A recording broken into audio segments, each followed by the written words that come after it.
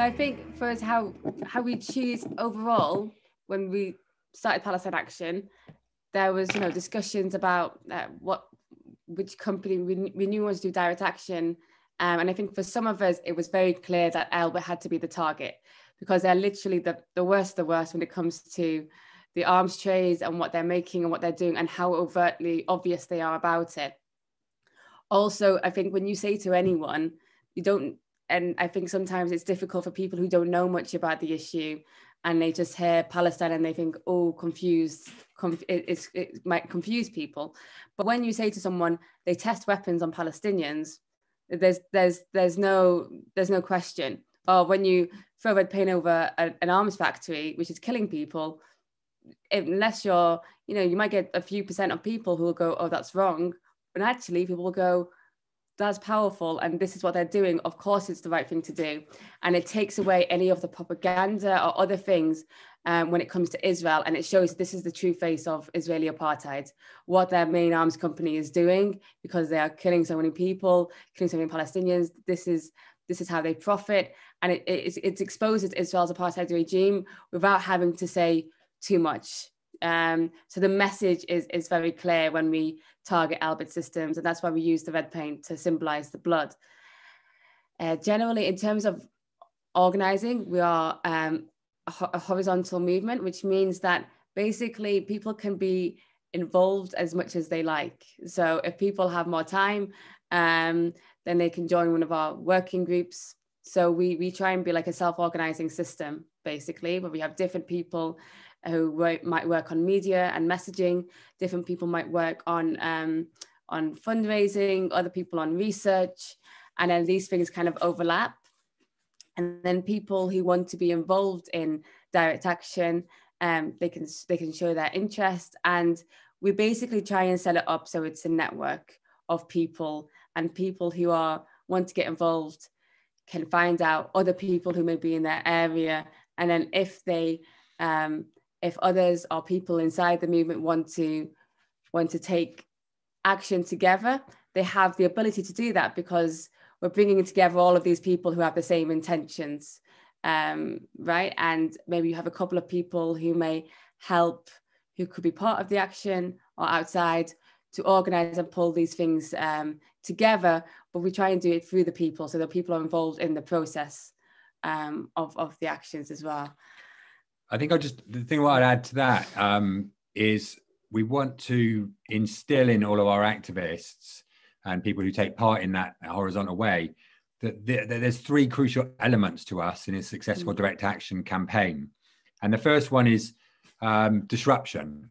It must disrupt what's happening, yeah? Otherwise, it's not, if you're going to do, I'm not a vigil and a protest is fine, if that's what we're going to do, but it's not for us because it won't disrupt it. Well, it could, yeah? It would, if people wanted to do that for Palestine Action, they'd have to do a vigil maybe inside the factory or in the gates so they couldn't open it or whatever it is, yeah? If a protest happens, it would need to have something that stops the people going into work. So for us, that disruption is key. The only thing that makes them go is if their evil business can't operate. So something that disrupts something. The second thing, so we made an initial decision, as I said before, when we were setting it up as a network, like, what do we want to do? Yeah. Do we want this to be 50 people who are hardcore, who do this all the time, who are known? And we're like, well, no, that's not going to win, right? We've been doing that for a number of years. Personally, and the same for Huda, we've done shutdowns of a factory once now and then, once a year.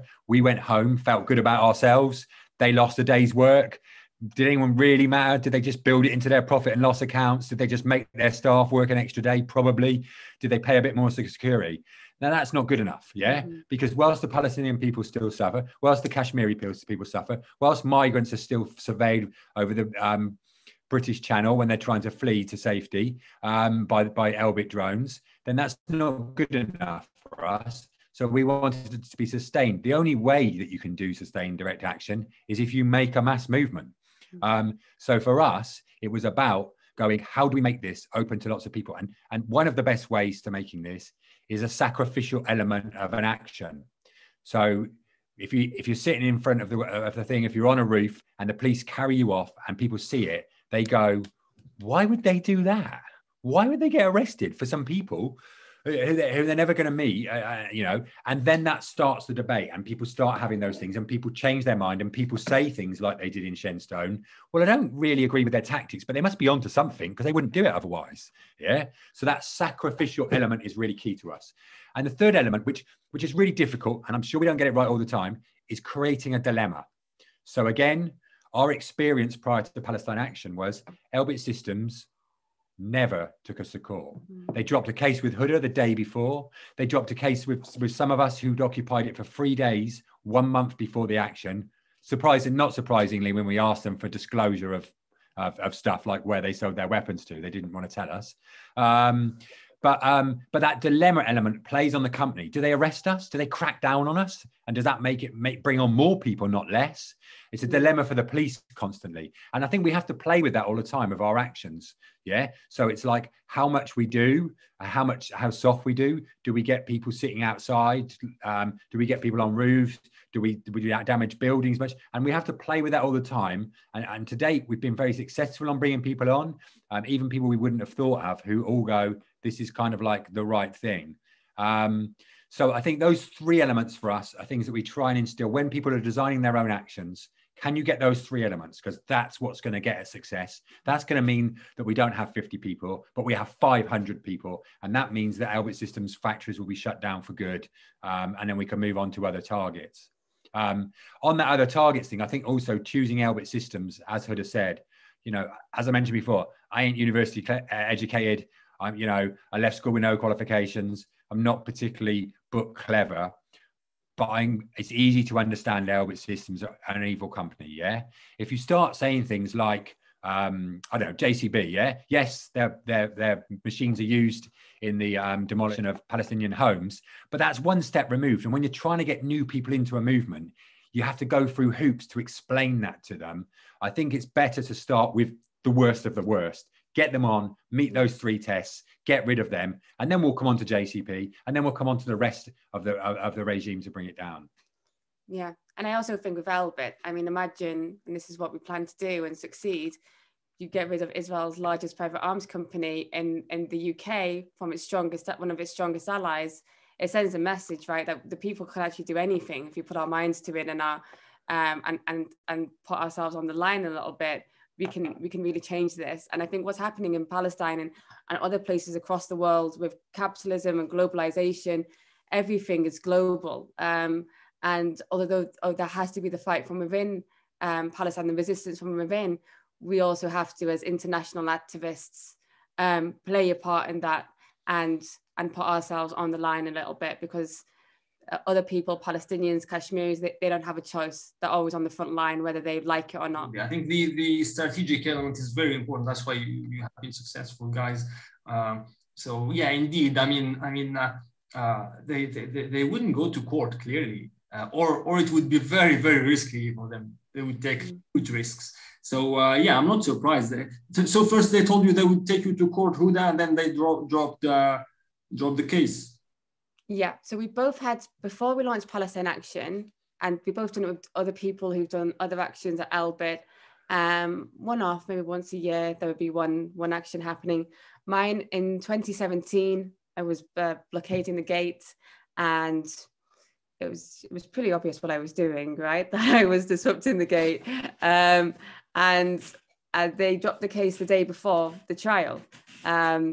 And it was very clear, and it was almost like everyone who did an action against Elbit just knows that it's never going to go to court. And it gets to a point where, and you know, Richard, you had the same in Kent, right? And then, yeah, I actually got it on video. We were blockading. We blockaded the whole day inside the area. The police came up to us at one point and went, "Look, there's loads of police vans outside, but don't worry, you can leave whenever you want. Police vans do not mean arrests."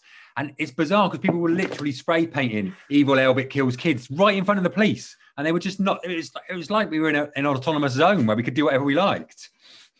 And I think that one of the things with Palestine Action was we said we have to put them, back them in a corner basically, and say, okay, and then when we did our action in So obviously our actions in Palestine Action were an escalation to what happened in the past. They were sustained more often, involved a bit more pain than other ones.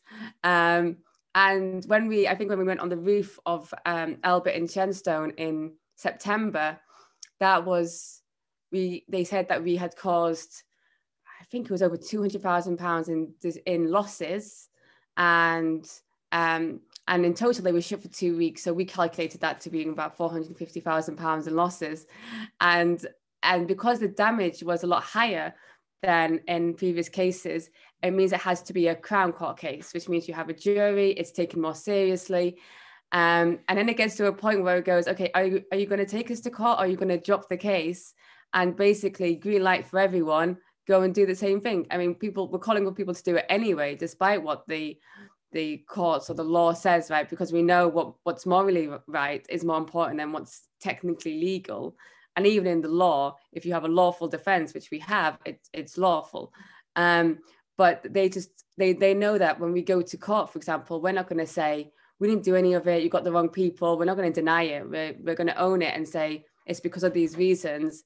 Now let's talk about Elbit and why we did it, and make the case about Elbit. So it'll be very interesting to see what happens. They have more pressure now to possibly to prosecute, because of the amount of police time is taking up, etc. And it's a more of an escalation at Elbit Systems. So it'll be interesting to see how it plays out. But either way, I think we win. I would say you've already won, since you are on the moral high ground. So you have already won. But then, yeah, are you going to win in that you will close them down? Maybe that's the main question for you, really. So yeah, good point. I mean, if they take you to court, they will just provide you with an extraordinary platform to share your ideas, right? And simple facts. So that's the thing. And yeah, and the other thing is that the fact that they drop the cases against people, and it's understood by everybody, if I understand correctly. If they drop the case just one day before the trial, it means that their tool so far is only fear. They want to scare people away, scare people off. It's like, oh yeah, there's this case coming against you, and then poof, disappears just one day before. It's because, yeah, they want to scare you, and it's the only thing that they have. And it's certainly I don't know what you think. This is a question, actually. Is fear maybe the most important tool that these people, whether it is the government when they do ugly things, or corporations, isn't it maybe the main tool that they have to control people and carry on with their crimes? Yeah, I think definitely. One thing that we notice is that with the increased police repression and interest and harassment, we'd say, from the police, it's obvious that what they're trying to do is intimidate us, annoy us, harass us, make our lives more difficult, to detract us away from what we're doing, because they probably don't have a leg to stand on when they go to court, or and this is their only tool that they have. I think in a recent case, when activists were on the roof, they were arrested and held for longer than 24 hours. During this time, they sent police officers to go to the homes of the people, search their homes. They found nothing.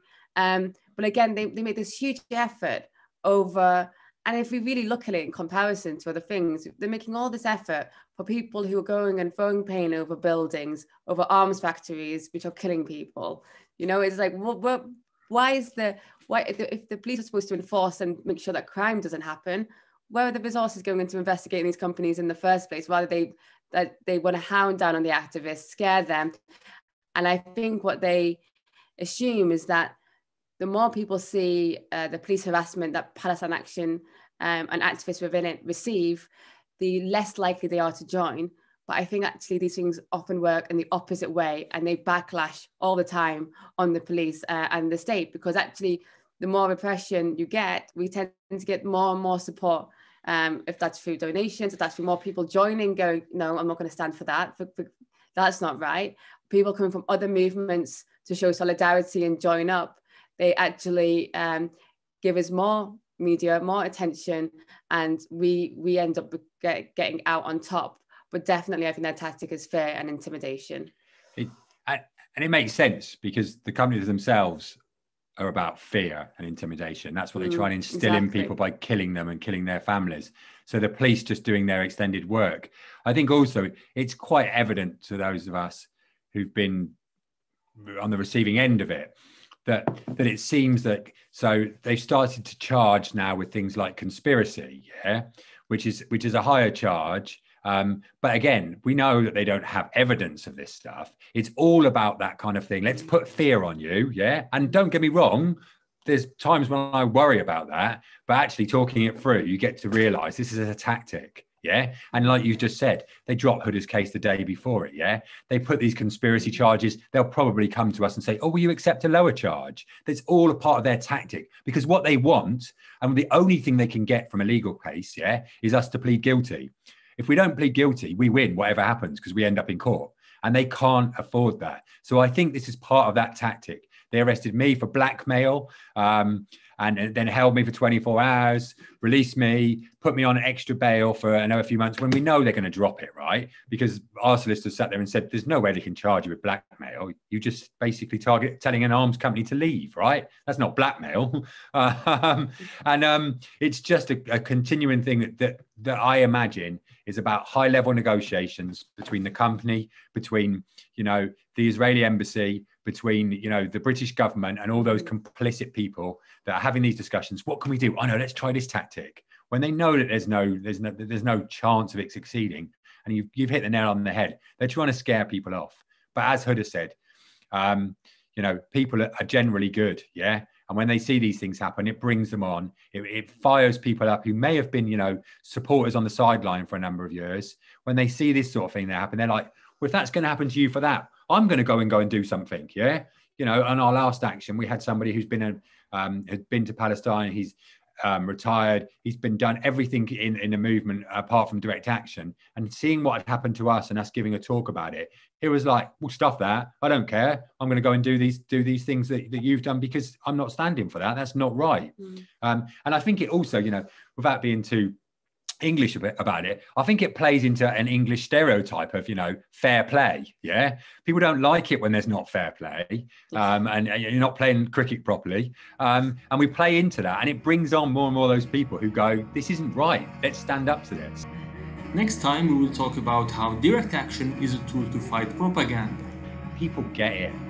They get it. They go, this is wrong. And it brings on more and more people. And it is a way of creating that movement that God willing, brings an end to this.